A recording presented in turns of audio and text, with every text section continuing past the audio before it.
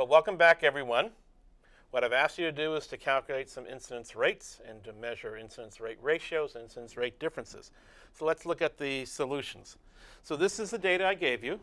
Framingham data set, men and women being followed for 24 years to see who dies and who doesn't die, no losses to follow-up. There were 38,287 and a third person years of observation among the men, and we observed 843 deaths during that time.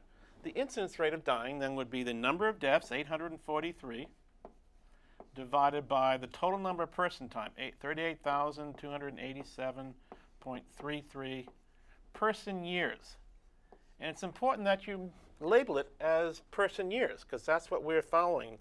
If we have 38,000 person years, we have 12 times that person months. We have 365 times that person days. So if you're reporting an incidence rate, it's meaningless unless you tell the reader the time dimension that you're reporting, cases per how much person time. In this case, everything is measured in person years.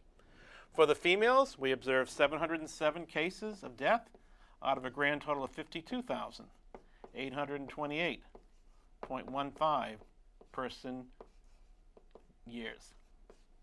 So to see that a little bit better, this is what we calculate. If you want to express that as total number of deaths per some multiple of 10 person years, it turns out that the 843 deaths out of the 38,287.33 person years is the same as 2.2 deaths for every 100 person years of observation.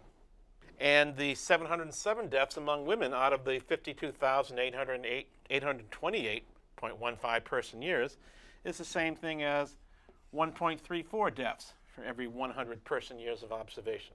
Once we have the incidence rates, life gets easier. We can either take their ratios to get the rate ratio or take their differences to get a rate difference.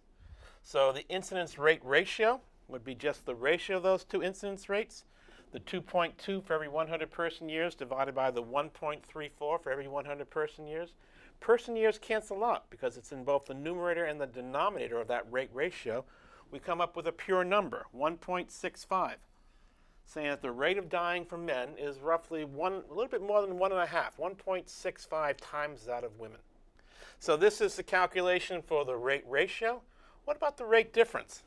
The rate difference would be the difference in those two rates. It's 2.2 cases for every 100 person years among the men minus the 1.34 cases for every 100 person years among the women. The difference, 2.2 minus 1.34, that's 0.86. It would equal 0.86 cases for every 100 person years of observation.